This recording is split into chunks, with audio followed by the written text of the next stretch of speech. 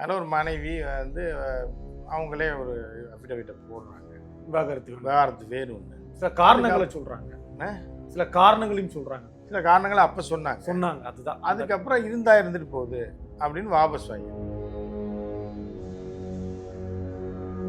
இல்லை அவங்க ஏன் இப்போ கட்டின புருஷனை போய் பழி வாங்க வேண்டிய அவசியம் என்ன இருக்குன்ற ஒரு கேள்வி இருக்கு.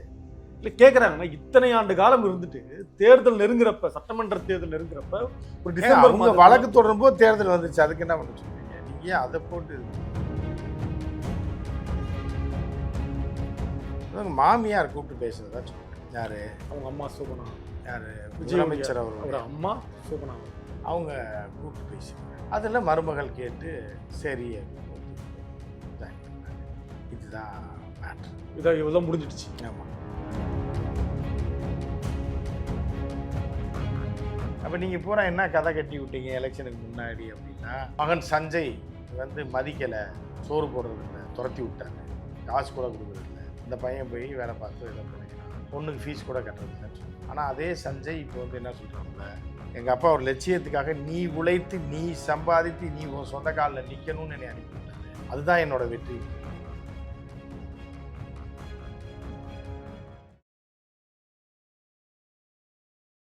ஆச்சி மசாலா எந்த சமையலும் ருசி தேடும் ரகசியம் 20 ரூபாய். போர்வைக்கால அட்டகாச ஆடியோ ஆஃபர் ஸ்டார்ட் ஆகிருச்சு. போர்வைக்கால பொருட்கள் வாங்கி 1 கோடி மதிப்புள்ள கிஃப்ட்ஸ் வின் பண்ண வாய்ப்பை பெறுங்க.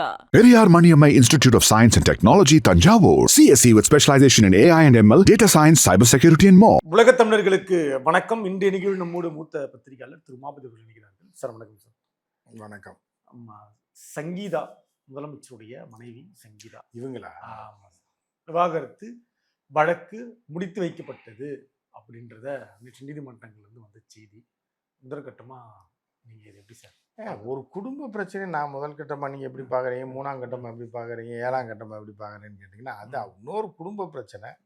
அதில் ஒரு மனைவி வந்து அவங்களே ஒரு அஃபிடவிட்டை போடுறாங்க, விவாகரத்து வேணும்னு. சில காரணங்களை சொல்கிறாங்க, சில காரணங்களையும் சொல்கிறாங்க, சில காரணங்களை அப்போ சொன்னாங்க. அதுதான். அதுக்கப்புறம் இருந்துட்டு போகுது அப்படின்னு வாபஸ் வாங்கிட்டாங்க. வாபஸ் வாங்கினோன்னே அது செய்தியாக வருது, அதுவும் செய்தி ஆயிடுச்சு. ஆமாம், எல்லாமே செய்ப்பா அதுதான் செய்தியாக நீங்கள் வந்து கேட்குறீங்க. செய்தி ஆயிடுச்சு. இந்த நாட்டில் எவ்வளோ விஷயங்கள் இருக்கு. எவ்வளோ ஒரு நீங்கள் சங்கீதா அம்மையார் வந்து வாபஸ் வாங்கினது தானே கேட்குறீங்க அப்படின்னு அதைத்தானே முக்கியமாக எடுத்துகிட்டு வர. திருமதி சங்கீதா நீங்கள் வந்து பார்த்தீங்கன்னா ஈரான் பிரச்சனை இருக்குது, அமெரிக்காட்ட நம்ம கேஸ் வாங்குகிறோம், போட்டு அடின்னு அடித்து ஜியை போட்டு காலி பண்ணியிருக்காங்க, ஜி காலில் விழுந்து கதறி இருக்காரு, அதை பற்றி நீங்கள் பேசலை.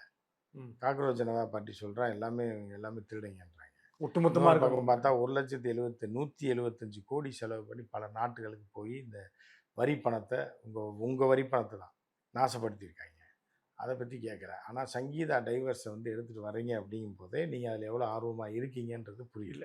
அப்போ என்னன்னா இன்னொரு பக்கம் என்னென்னா மக்கள் அதை தான் பார்ப்பாங்கன்னு நீங்கள் நினைக்கலாம்.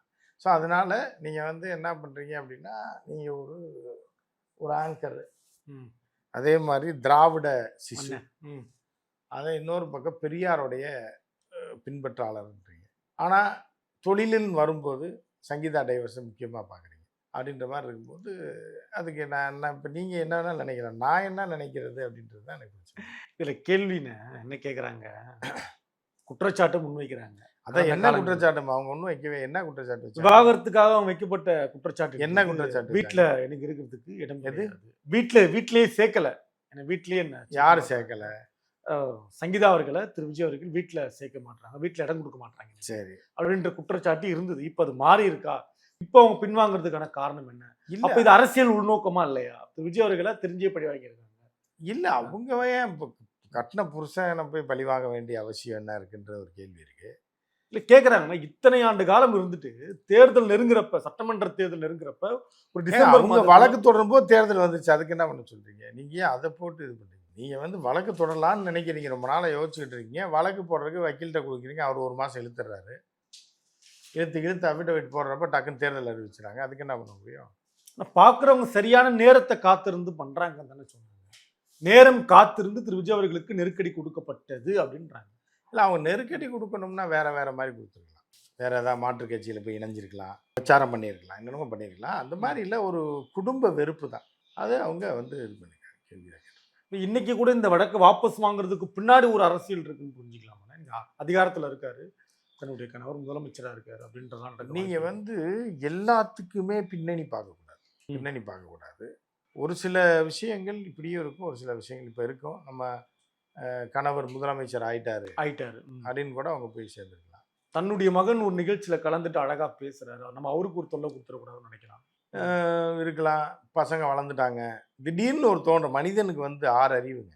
திடீர்னு மல்லாக்க படுத்துட்டு இருக்கும்போதே தோணுச்சுன்னு வைங்க, டக்குன்னு மாறிடும், மனம் மாறிடும். திடீர்னு குப்புறப்படுக்கும்போது வேறு மாதிரி தோணுச்சுன்னா வேறு மாதிரி மாறிடும். ஸோ வந்து மாற்றம் ஒன்றே மாறாதது அப்படின்வாங்க. இந்த மாதிரி தான் சில பேர் படுத்துருப்பான், ஞாயிற்றுக்கிழமை சாயந்தரம் 6 மணிலேருந்து விட்டுட்டே கிடப்பா, 7 மணி 6 சரி வேணாம் நினச்சே இருப்பாங்க. அப்புறம் கடையை அடைக்கும் போது சரி எந்த கடை டீ கடை அதான் கடை அடைச்சிடுவாங்க 9:15 போது, சரி ஒரு டீயை சாப்பிட்டு வந்துடலாம் அப்படின்னு கடைசி நேரத்தில் தோணும். மெதுவாக போய் வாங்கிட்டு வந்திருக்கலாம் அப்பயே. ஆனால் அந்த கடை அடிக்கிற நேரத்தில் ஒரு தோணும்போது வேகமாக ஓடி போய் வாங்கி பார்சல் வாங்கிட்டு வந்து குடிப்பாங்க. சார் அப்போ எப்போ ஏன் காலையிலேருந்து தோணலை? ஃப்ரீயாக காலைல 11 மணிக்கே நீங்கள் போய் வாங்கி வச்சிருக்கலாம், முன்னாடியே வாங்கி வச்சிருக்கலாம் டீ அப்படின்னு நினைக்கலாம். அது தோணும் போது தான் தோணும். அதனால் இவங்களுக்கு இப்போ தோணி இருக்குது சேர்ந்து வாழலாம் அப்படின்னு. ஒரு காலத்தில் சேர்ந்து வாழலாம், அவரை கல்யாணம் பண்ணலான்னு தோணுச்சு, வந்தாங்க, கல்யாணம் பண்ணாங்க, அப்புறம் குழந்தைகள்லாம் போயிடுச்சு, அப்புறம் வேணான்னு தோணுச்சு, இப்போ திருப்பி வேணும்னு தோணியிருக்கு, வந்து ஜாயின் பண்ணிட்டாங்க. இதுக்கு அரசியல் பின்புலம் ஒன்றுங்கன்னா அவங்கன்னா அரசியலில் நின்னாங்களா, இல்லை விஜய் அவர்களை எதிர்த்து போட்டி போட்டாங்களா, இல்லை திமுக போன்ற கட்சிகள்கிட்ட போய் விலை போயிட்டாங்களா அப்படின்னு சொல்லப்பட்டதுன்னா, தேர்தலுக்கு முன்னாடி திமுக சங்கீதாவை இயக்குகிறது பொலிட்டிக்கல் மைலேஜுக்காக ரொம்ப ரொம்ப தரக்குறைவா திமுக நடந்துக்கிறாங்க அப்படின்லாம் நம்மளே பேசியிருக்கோம். எல்லாம் நடந்திருக்குன்னு நம்ம பேசியிருக்கோம்னு சொல்லாங்க, நீங்க பேசியிருப்பீங்கன்னு சொல்லுங்க. நம்ம நீங்க கேள்வி கேட்டிருப்பீங்க, அதுக்கு உரிய பதிலை நான் சொல்லியிருப்பேன். ஆமா சரி, நம்ம பேசியிருக்கோன்னொன்னே பார்க்குறவங்க என்ன நினைப்பாங்க அப்படின்னா, இந்த விஜய் சங்கீதா விஷயத்தை கேவலமா இவங்க எடுத்து பேசியிருக்காங்க, அது குடும்ப பிரச்சனை அப்படின்ற மாதிரி இருக்கு. சரி, அப்போ சைபர் கிரைம்ல திருப்பி அதை எடுத்து பார்ப்பாங்க, நம்மளே பேசிக்கலாம். அப்போ நீங்களா மாட்டிக்கிறாங்க, கேள்வி அப்பயும் நீங்க தான் கேட்டிருந்துருப்பீங்க. அப்போ இந்த தம்பி வந்து அப்பயே ஜெயிக்கிறதுக்கு முன்னாடியே தூண்டி இந்த குடும்பத்தை பிரிக்கிறதுக்கு கேள்வி கேட்டிருக்காருப்போ அதுலேயும் நீங்கள் மாட்டுவீங்க. ஸோ அப்படி இருக்கும்போது என்னன்னா, ஒரு மூத்த பத்திரிகையாளர்கிட்ட நீங்கள் கேட்கும்போது நான் எதுவாக இருந்தாலும் பதில் சொல்லி தான் ஆகணும். இப்பயும் நீங்கள் அதை தான் எடுத்துகிட்டு வரீங்க. திமுகவுக்கும் சங்கீதாவுக்கும் என்ன சம்மந்தம் இருக்குது? சம்மந்தமே இல்லை. அவங்க வந்து அந்த அளவுக்கு பச்சை குழந்தை, அவங்க டைவர்ஸ் பண்ணணும்னு தோணியிருக்கு, அப்ளிகேஷனை போட்டிருக்காங்க. விசாரணை நடக்கிறவங்கள சிஎம் ஆகிட்டார் அப்படிங்கும்போது யாராவது சொல்லியிருக்கலாம், இவ்வளோ நாள் வாழ்ந்துட்டீங்க, பையன் பெரிய பையனாகி டைரக்டர் ஆகிட்டாப்ல, 23-24 வயசாச்சு, 25 வயசாச்சு பையன், திரைப்பட இயக்குனராகி அவர் ஒரு படமே டைரக்ட் பண்ணிட்டார், அந்தளவுக்கு மெச்சூரிட்டி ஆகிட்டார். பொண்ணு காலேஜ் முடிச்சிட்டாங்க. நீ இந்த நேரத்தில் இனி நீங்கள் டைவர்ஸ் பண்ணி அவர் பேரை கெடுத்து நீங்கள் என்ன பண்ண போகிறீங்க? நீங்கள் விரும்பிய கணவன் தான் அவர், நீங்கள் விரும்பி அங்கேன்னு தேடி வந்தால் கல்யாணம் பண்ணீங்க, விரும்பினவர் மேலேயே இப்படி பண்ணுறீங்க? அவர் பாருங்கள் வெற்றி மேலே வெற்றி பட்டே இருக்கார், அதனால் அவரோடய போய் வாழ்ந்துருக்கு அப்படின்னு யாராவது அறிவுரை சொல்லியிருப்பாங்க. அப்போ திடீர்னு சங்கீதாவுக்கும் தோணி இருக்கும் அவங்களுக்கும், சரி இவர் சொல்கிறது கரெக்டு தான் அப்படின்னு. அவங்க மாமியார் கூப்பிட்டு பேசுகிறதா சொல்கிறாங்க. யார்? அவங்க அம்மா சோபனா. யார்? முதலமைச்சர் அவரோட அம்மா சோபனா. அவங்க கூப்பிட்டு பேசியிருக்காங்க. அதில் மருமகள் கேட்டு சரி அப்படின்னு ஒத்துக்கிட்டு ஜாயின் பண்ணிட்டாங்க. இதுதான் மேட்ரு. இதான் இவ்வளோ முடிஞ்சிடுச்சு. ஆமாம்.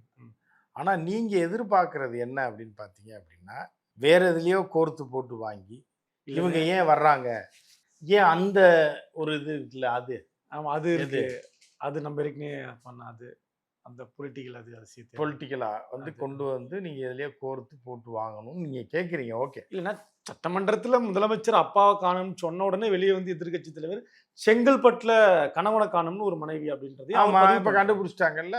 அதுக்கு அப்போ பொலிட்டிக்கலில் அவங்க பயன்படுத்துகிறாங்க. சட்டமன்றத்தில் பேசாததை நம்ம பேசுகிறீங்க, சட்டமன்றத்தில் பேசுகிறாங்க, வளாகத்தில் வெளியே வந்து பேசுகிறத நம்ம கேள்வியாக, அதை தான் நீங்கள் கேள்வியாக கேட்கணும். அதை தாண்டி நீங்கள் வந்து என்ன நினைக்கிறீங்கன்னு கேட்டிங்கன்னா, அவங்க இப்படி சொல்லியிருக்காங்களே எப்படி போகும், ஓகே, அது வந்து ஒரு பத்திரிகையாளராக சொல்லலாம். நீங்க என்ன நினைக்கிறீங்கன்னா, அவங்க குடும்பத்துல நம்ம போய் என்ன கருத்து சொல்ல முடியும்? உங்க வீட்லயே 3ஆவது வீட்டுல ஒரு புள்ள இருக்கு, புதுசா கல்யாணம் ஆயிருக்கு, பையன் இருக்கான், 2 பேரும் சத்தம் போட்டு பேசிக்கிறாங்க. இப்போ உங்க வீட்டு பக்கத்து வீட்டுக்காரர் வந்து உங்கள்கிட்ட கேட்குறாரு, இந்த 3 பேர் பாருங்க சண்டை போட்டுருக்காங்க, நீங்க என்ன நினைக்கிறீங்கன்னு கேட்டால் நீங்க என்ன சொல்லுவீங்க? யோ அவங்க கேட்டு போனா எனக்கு என்ன, நீ என்ன ஏன்ட்ட வந்து அவங்க 2 பேரும் போனால் நீங்கள் என்ன நினைக்கிறீங்க, நான் என்ன நினைக்கிறது? இப்போ சண்டை போடுவாங்க, சாயந்தரம் ஆனால் ஒன்றா சேர்ந்துருவாங்க, நைட் ஆனால் வீட்டில் தான் இருப்பாங்க, இதுக்கு நான் என்ன சொல்கிறது அப்படின்னு கேட்பாங்க. ம். இது வந்து பொதுமக்கள்கிட்ட கேட்டால். பொதுமக்கள் கிட்ட கேட்டா அதே நீங்கள் கேள்வியை மாற்றி கேட்குறீங்கன்னு வைங்க. ஆ. இப்போ சண்டை போடுறாங்களே, இப்போ உள்ள இளைஞர்கள்லாம் இப்படி இருக்காங்களே, 2 பேரும் லவ் மேரேஜ் தான் பண்ணாங்க உங்கள் வீட்டில் 3வது வீட்டு அந்த விருப்பப்பட்டு வந்தவங்க அந்தவங்க ஏன் இந்த மாதிரி இருக்குது, இதை இப்போ ஏன் சமூகம் நினைக்கிறீங்க? எங்கே போகுது, ஆமா. பெரியாருடைய வாரிசு நீங்கள், அக்கறையோட உங்க கருத்து என்னன்னு கேட்டா நீங்க சொல்லலாம். சொல்லலாம். ஆமா. என்னங்க பண்றது? நீங்க என்ன நினைக்கிறீங்கன்னு கேட்டா, பொத்தாம் பொதுவா ரெண்டு கேட்டா பேரும் சண்டை போடுறாங்க, நீங்க என்ன நினைக்கிறீங்க? போன வாரம் லவ் மேரேஜ் பண்ணாங்க, இந்த வாரம் சண்டை போடுறாங்கன்னா நீங்க நினைச்சு என்ன ஆக போகுது அதானே. அப்படின்ற ஒரு இது இருக்கு.